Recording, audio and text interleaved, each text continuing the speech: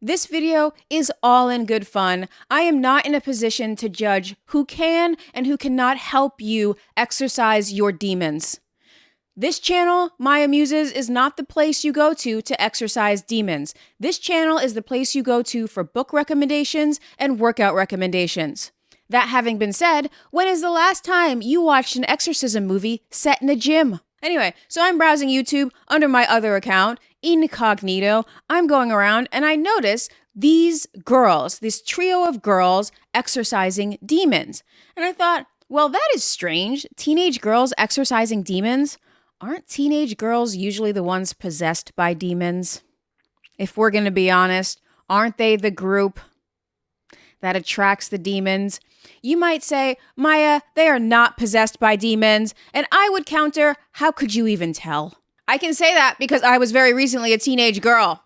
I don't want to hear anything from anyone who wasn't recently a teenage girl. I know what we are. These teenage girls were different because they were the ones exorcising demons.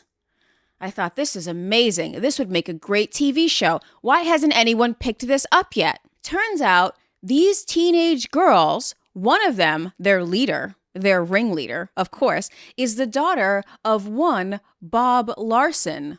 Bob Larson? Well, that name seems familiar.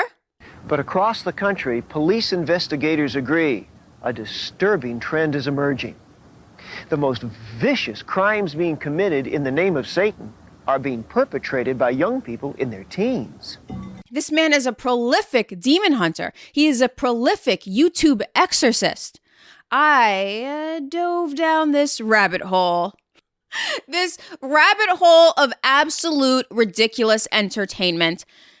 I did not finish. I have not gotten to the other side of the rabbit hole, but I'm going to fill you in on what I have found thus far because it has been many dozens of hours of research. And I'm just going to catch you up. Might be another video coming. I don't know. We will see. Anyway, so I'm watching these girls exercise these... Is that thunder? Is it thundering? It hasn't thundered in LA in months. Are we going to get rain? See, that might seem like a threat. People might be like, oh, the gods are mad at you for saying these things. We're going to send you thunder and rain. And I'm here in Los Angeles like, oh my God, please. What else do I have to say to get rain? I'll talk smack about any reverend that it takes to get some rain. This is not a punishment. Anyway, so I am thoroughly entertained by these girls, and I go to look them up more, see where they're coming from. What is this church they're a part of? I want them to have a show. You think I'm a hater? I am not a hater. I want these girls to have a show of their own. Discovery, the History Channel, hasn't been about history for a long, long time. Might as well be the demon exorcising channel. Why not? Someone sign these girls, give them a contract. That's what I want to see. Anyway. Their father is Bob Larson. Bob Larson. That name may seem familiar. To my old head viewers, you'll know that name from the Satanic Panic of the 80s. But to my newer viewers, you may recognize him from his YouTube channel where he exorcises demons. Okay, we will come back to that later because I go to look this man up and I see that he has written so many books. He has a school you can go to learn to exorcise demons. Me personally, I'm not into the exorcising of demons, this whole train of thought. Even if it weren't overly superstitious, it would still mean that demons and the devil are as powerful as God, which gets us into another rabbit hole. We are not going there. Me personally, not on the exorcising demon page. However, I go to look him up, look further into this, whatever is going on, and I find that he has written many, many books, including this one, Larson's new book of cults. You know I had to get it because I love cult research. And I'm sitting here like, this fella who has a YouTube page about exorcising demons and has daughters whose daughter and her friends are out there as kind of like a dynamic trio, kind of charmed-y, exorcising these demons. and he is going to write a book about cults. Ain't that the pot calling the kettle black? Now, that having been said, yes, pot out here calling kettle all kind of names, kettle being like, what are you even talking about? You black as hell, pot. It doesn't matter. I don't personally, as of this moment, think that Bob Larson has a cult. That having been said, it's only a hop, skip, and a jump from a YouTube page to a cult, as we have learned over the past few years. The temptation of YouTubers to call themselves Jesus and start a cult, sometimes it's too much. But as of this moment, I do not think Bob Larson has started a cult for very simple reasons. One, he does not say that he is the Messiah, or that he communicates with the Messiah or is any kind of prophet whatsoever. He is still touting the Bible as the ultimate word of God. So his interpretations of the Bible, Now we get into what's the difference between a cult and a religion. We're not going into it. I made another video on that. But right now he is saying the Bible is the word of God. He didn't tell me anything. If you want to know what God has to say, go to the Bible. So already, this is a man saying to go to laws and not him. So he's not necessarily a guru. He does have a demon exorcising school you can enroll in. Look, it's 2022. You got to cut people some slack on the cult thing. I don't think he's in a cult. You can enroll in his demon exorcising school. Those two things are both what I just said. So one. And two, he doesn't have a harem so far. Now you will say, Maya, didn't you just say you found this man because his daughter and his daughter's friends were exorcising demons on YouTube? I did say that. That's true. However, as far as I know, there's nothing untoward going on. He does not have a harem. He may have a gaggle. He certainly has a gaggle, but it's not a harem yet. So I do not want to libel this man. I do not want to slander this man. All I'm saying is what I saw and no more. But this man who is exorcising demons on YouTube is talking smack about cults. So people say in the comment section, they're like, well, what is the difference between a religion and a cult? And it's really hard to tell. And it kind of comes down to the time at which you are living. Bob Larson, an evangelical Christian. A lot of people in America are evangelical Christians. Just so common that how can you say now it's a cult? Because for it to be a cult, it has to be uncommon. That's one of those things of, can you be crazy if you're going crazy in the same way that the whole society is going crazy? And we talked about this with Dr. Donald. No, that's not crazy. You're just one of the group. So because evangelical Christianity is so common, now cut forward 500 years and there aren't that many evangelical Christians left, or go back 1,500 years, et cetera, et cetera. Now you say, okay, this is a cult. It's all relative. What's a cult and what's not a cult is all relative. Anyway, he's an evangelical Christian. This is very common. What he believes actually is more common than a lot of us think. It seems superstitious that there are demons out there, that they are possessing people, that are getting into people's heads, et cetera, et cetera. This seems really superstitious to most of us. However, when you look at what the Catholic Church teaches, when you look at what a lot of these, what we would consider fringe groups teach, it's not that uncommon. What he's saying is not that uncommon. There are movies about it, and we joke about these movies, The Exorcist, The Exorcism of Emily Rose, all of these exorcist movies, The Rite, et cetera, they are so common. And yet we see this, I see this on YouTube, and I'm like, oh my God, that's so bizarre. Is this guy's just going to exorcise a bunch of demons on YouTube? Yeah. That's where we are. Everything is all out in the open. I kind of love it. And also, there is no man behind the curtain. It takes away that man from behind the curtain. So here we are, watching it unfold in real time. Now, that having been said, I will stop to pose a question. Can a person who holds such magical beliefs really be trusted to tell us about what a cult is and what a cult is not? I don't know the answer to that. I am going to say that to a certain extent, yes, as long as we understand that they hold very magical, superstitious beliefs. Just because they hold these beliefs doesn't mean that we dismiss everything that they're saying, as long as we can try to get in their minds and understand their worldview, which is what I'm trying to do here. I'm trying to understand this person's worldview and respect it, because there's no point in understanding someone's worldview if you're not going to respect it. Respect at least that they think like this and that they see reality like this. So that is the question I am posing. Can somebody with such magical, superstitious beliefs be trusted to tell anybody what is and what is not a cult? Isaac Newton believed the craziest things about the Bible and the end times, but I trust him to tell me about science still. I wonder if I had read this book without knowing who this person was, if I would still believe anything they have to say. Now, having gone through this book, I see that it is a little out there. It's just out there. How is it out there? Some of the things he lists as being cult or cult adjacent. The Rosicrucians, which I don't think so. That's a religious group, but what you want. Spiritualism, all kind of spiritualism, part of a cult. Theosophy, yeah, I get that. Theosophy, that is with Madame Blavatsky, which that went south. That went really south. Welded into a mighty war machine. Transcendental meditation, I don't know. Just because someone practices transcendental meditation does not mean that they are in a cult, sir. UFOs, well, you tell that to the Pentagon right now. And they're unidentified aerial phenomenon now, sir. Voodoo and Santeria, he lists as a cult.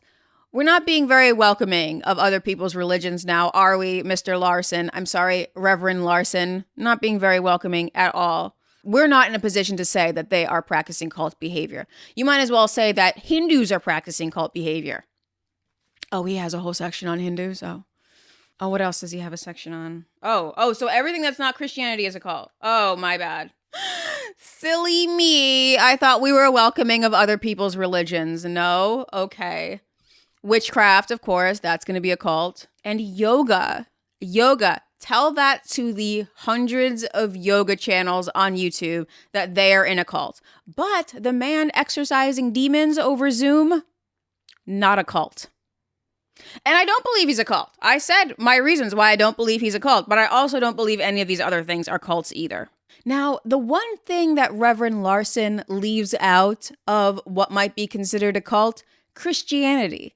Even though we know that Christianity has been weaponized many times over the years against other Christians. We're going to go into it next week more so, but to say in the year 1200 that the Catholic Church wasn't what we would refer to as a cult, and they weren't using their power to go after other Christians, is simply naive. You say, okay, they're Orthodox Christianity. Okay, Orthodox Christianity, Orthodox being establishment Christianity. Therefore, they can't be a cult because that's the norm. Now we get into relativism. Well, that's very relative. What do you mean? So if everybody's crazy, nobody's crazy? There you go. Exactly. That's what scientists say. That's not even me. I actually brought on a psychiatrist, asked him this question. He said, yeah, if everybody's crazy, nobody's crazy. Well, there you go. It's fine. I'm not even mad about it. How could I be mad about it? You can't be mad about anything anymore. This is just the way of the world. That having been said, if you are not entertained by Larson and his exorcism channel, you don't want to be entertained. You just don't want it. And it's actually really hard to pinpoint this because this is the United States of America. Our First Amendment allows for freedom of religion and freedom of assembly. So how do we identify what is a cult? And that's always been the problem in cult research. That has always been the problem in trying to find if your loved one has joined a cult, going to the police and saying, officer, my niece, she's in a cult right now. Can you help? They're going to say, no, she has the freedom to do what she wants, to hang out with who she wants, and they have the freedom to worship whatever religion they want. So it's impossible for us to tell what is a cult. Our country was founded on the fact that we can't judge anybody. We can't say that they are in a cult because look, what was England doing? What was England doing to the Pilgrims? They said, you people are in a cult. And we know that that was wrong. Until about 1692? And then they're over in Massachusetts hanging witches. So maybe England had a point. Maybe those black box hat wearing weirdos, maybe they were in a cult. Maybe there was something wrong with them. All those people who hanged at Salem were probably thinking, these people are in a cult. And then they were thinking, oh, that hurts. Oh, that hurts badly. Funny, actually.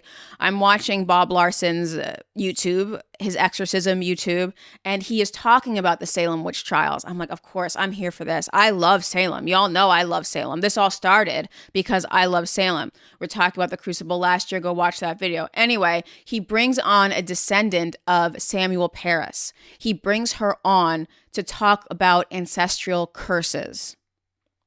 He believes in curses. He believes in generational curses. This is overlapping with New Age mythology a lot. A lot of people in New Age mythology also believe in ancestral curses. Anyway, he brings on a descendant of Samuel Parris to talk about the generational curse that may have been passed down to her from her ancestors. And when I tell you this was the most entertaining thing I have ever seen on YouTube, that is an understatement, an absolute understatement. I certainly don't think that the Old Testament edict, thou shalt not suffer a witch to live, it was a capital crime in ancient Israel. I don't think that's enforceable in our times.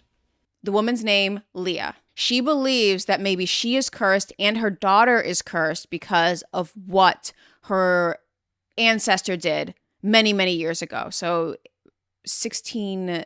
She thinks that 330 years in the future, that she is still cursed from what her ancestor tried to do. Okay, fine. He's going to exorcise this curse. He believes, Larson believes that maybe one of these witches that they hanged, there were no witches in Salem. There were no actual witches in Salem. This is mass hysteria. This was an abuse of authority. This is a town gone mad. We went over it in that video. Anyway. Larson, not having researched Salem or coming to different conclusions from less evidence than we have, believes that maybe one of these witches put a curse on her ancestor and it is going down through the family line. Oh my God, stop everything right now. If this woman has a daughter, we need to put an end to this curse. Have you ever seen a Zoom exorcism before? I'm not saying there can't be a Zoom exorcism. I don't know. I haven't seen an exorcism in real life. I've seen video of an exorcism in real life, but this was the first Zoom exorcism I saw, completely over Zoom. The demon has to respond to the anointing oil from Zoom. I don't know the details. I don't exorcise demons.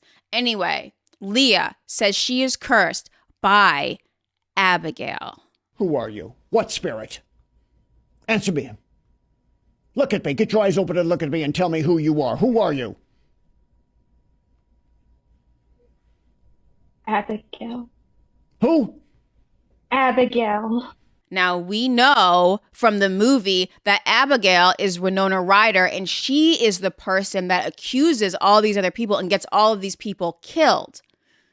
Bob Larson, Reverend Bob Larson, did not see the movie, doesn't understand who Abigail is, so he is projecting his own views onto this whole exorcism. Abigail. One of those accused of witchcraft and hung. And Leah's there like, trying to play along, really trying to yes and him, but it's not working out. She says, Abigail, I am Abigail. And he's like, Abigail, were you hanged in this trial? She's like, not really. He's like, did you put a curse on her ancestor? She's like, oh, you didn't really see the movie. Maybe you should check out the movie first. She's trying to play along, but he won't let her. Abigail, look at me. I know you may not understand how I can speak to you now as a face and a voice that's not even there. But I want to know something, Abigail. Were you guilty of witchcraft, yes or no? Were you falsely accused, or was it true? And I'm not saying he should come to his exorcism with any preconceived notions, because he should not. But he could at least brush up on the Wikipedia page for Salem before he goes into the whole spiel. Basically, Larson confuses Abigail for one of the women who was hanged. Now, I know what you're thinking. You're thinking, Maya, wasn't a woman named Abigail actually tried and convicted? Yes, that's true. Yes, that is true. There was a woman named Abigail that was tried and convicted, but she was pregnant at the time. And by the time it was time for her to be hanged, everyone had kind of gotten over this witch thing. And they were like, oh, sorry about that. Good thing we didn't hang you. She was like, oh, that's fine. Thanks for letting me live. Not that one. I believe that woman was called Abigail Faulkner. Not that one. She's talking about the lead Abigail, okay? Leah wants the lead role. She is not a supporting actress in this demon possession, okay? She wants the lead role. She wants to be Winona Ryder. And she deserves that, okay? Anyone being possessed by a demon, anyone saying they are possessed by a demon, deserves to be the main character in the demon possession. So Leah goes and she says, I am Abigail. And he's like, oh, were you hanged? And she's like, not really. I don't hear anything. Okay. This was the most awkward exorcism I have ever seen. And certainly the most awkward Zoom exorcism I have ever seen. It being the only Zoom exorcism I have ever seen, and it being still available on YouTube for you to go and check out immediately. Immediately. Immediately. Spirit of witchcraft. Spirit of witchcraft, look at me.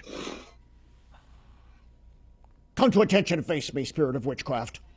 I feel this was bad exorcism improv. You know what I mean? I feel like if these people were living in Los Angeles, they could just go to an acting class, they could go to a theater, and they could take an improv class, and they could get all of this out, they could work it all out. But instead, they're stuck in the middle of the country, where they're stuck in these small towns within this church, within this worldview. And because they're within the worldview, they still have to get that acting hysteria out. And so they do it through exorcism. This is just what I feel. This is what I see in them, because I'm seeing a lot of techniques from acting class. I'm seeing a lot of improv techniques here. She's trying to do one thing. He's not really playing along. He's not really yes-anding. She yes-and. Leah yes and. Yes and is when somebody says something, you say, yes and this. You keep it going. You keep it going. You keep the game going. And the game was Leah, descendant of Samuel Paris, who was in the Crucible, the main bad guy in the Crucible, one of the main bad guys in the Crucible, thinks that she and her daughter are cursed through ancestral trauma, ancestral curses, generational curses. Bob Larson, anointing oil somehow over. I don't know how you get oil through the computer. Can it be any oil at this point? Do you know what has been said over the oil? Okay, this is a question I have, okay? We're accepting that there's a difference between water and holy water. We're just accepting it, okay? But is there a difference between water and holy water over the computer? The demon knows. Is it like a lie detector where if you believe it enough, then it becomes the truth? We're not going into that here. We're not going into that here. I told you this gets complicated. I told you I was down a rabbit hole. I told you this is what I spent my night doing last night, just up watching these Zoom exorcisms. Jesus, I don't want these demons. They have to leave. I want to serve Christ. I'm going to serve Christ. And I command This beast to leave. This beast to leave. And I break this curse And I break this curse of voodoo of voodoo from my ancestors. from my ancestors. I love the fact that everybody has a YouTube now or a Twitch or a Twitter, and you can say, what is this person up to? Oh, they're streaming live? Okay, let's check it out. Fantastic. He's got a YouTube. And you know what else? Here's what makes me look silly, is that he is better at his YouTube than I am. He is out here. He's got a weekly podcast. He does short videos. He is utilizing YouTube Shorts I'm here. I got to take some notes here. Not about the exorcising demons, not about that, but about how to market yourself on this platform, because I'm behind. I'm way behind. And here's another thing that I admire. He knows how to make videos on things that are trending. Yes, because if you're going to help the masses, you might as well get the clicks too. Don't just help them for nothing. Also get the clicks. So when something important goes on, the Johnny Depp Amber Heard trial, he's got a video about it. Oh, by the way, demons sabotaged their marriage. Didn't you know? I actually don't not believe that demons sabotaged their marriage. I know that sounds absolutely ridiculous, but define demon. You're talking about a personal failing? Okay, yeah, maybe. Larson goes on about how actors do this method acting and it invites sort of spirits to work through them. I'm over here like, what did I just see you do with Leah and exorcising this Salem demon? Get out of here. Y'all all method acting. All y'all method acting, and you're doing improv too. So all y'all doing acting class techniques right now. All y'all doing acting class exercises. And yes, I've been to an acting class. At least I know it's an acting class and I know the hustle. I'm not here thinking that I'm actually possessed by X, Y, and Z. I'm like, oh, this is an exercise. This is an exercise. Yes, this is an exercise, but I am going to float this idea for the craziest of my audience, the most out there, open-minded of my audience. What if demons are just floating around everywhere, right?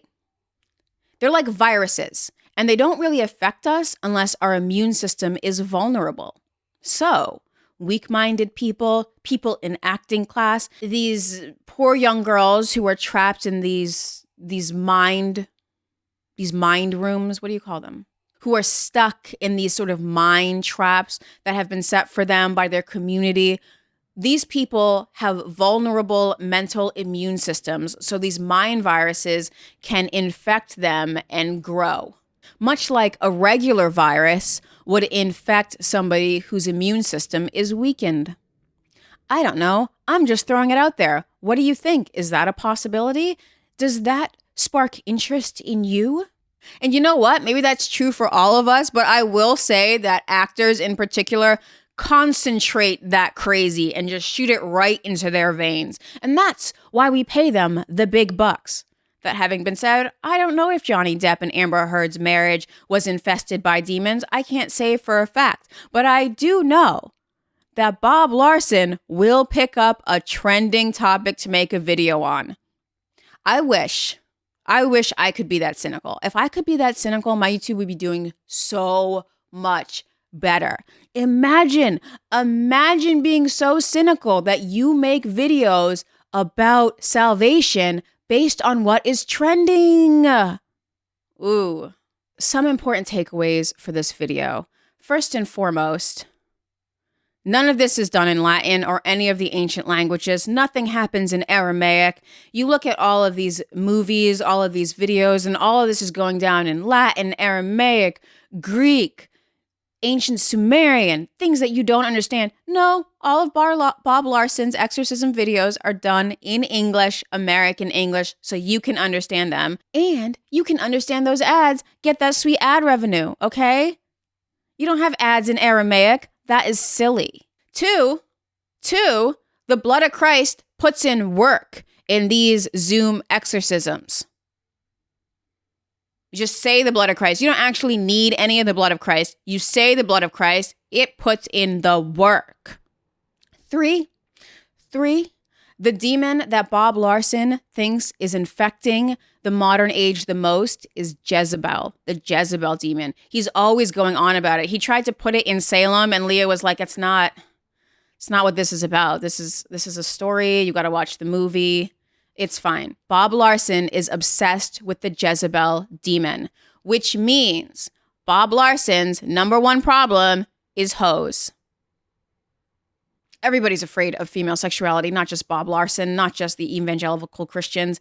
Literally, the whole world is afraid of female sexuality and women deciding they don't want to have babies, et cetera, et cetera. It's a huge issue, and it is not particular to Bob Larson or his exorcism organization.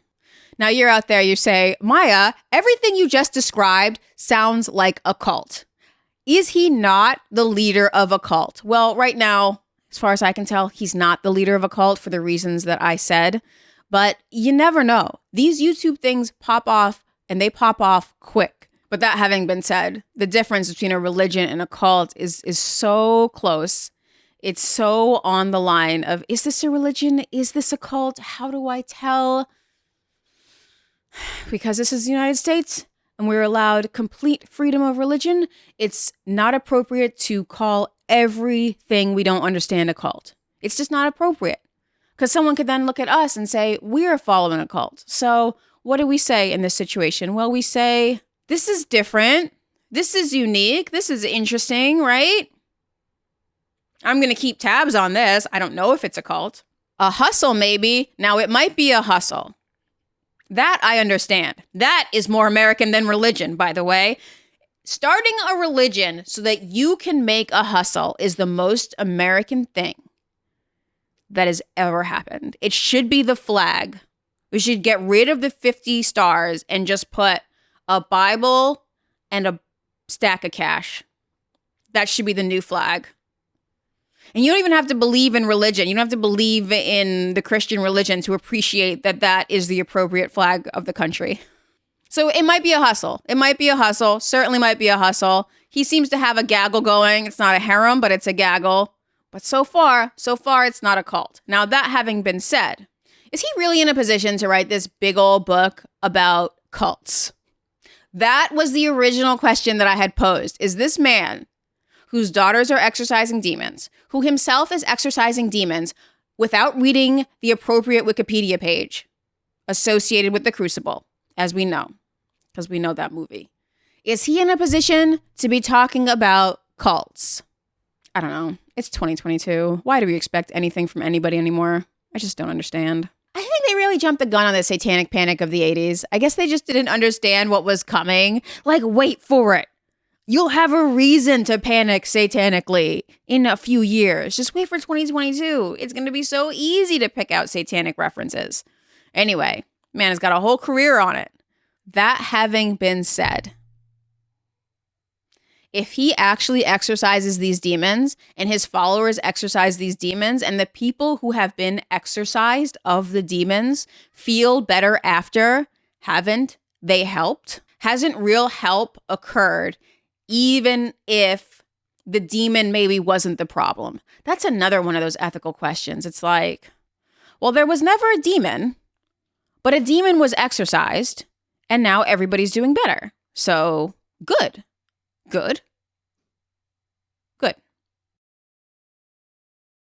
Subscribe.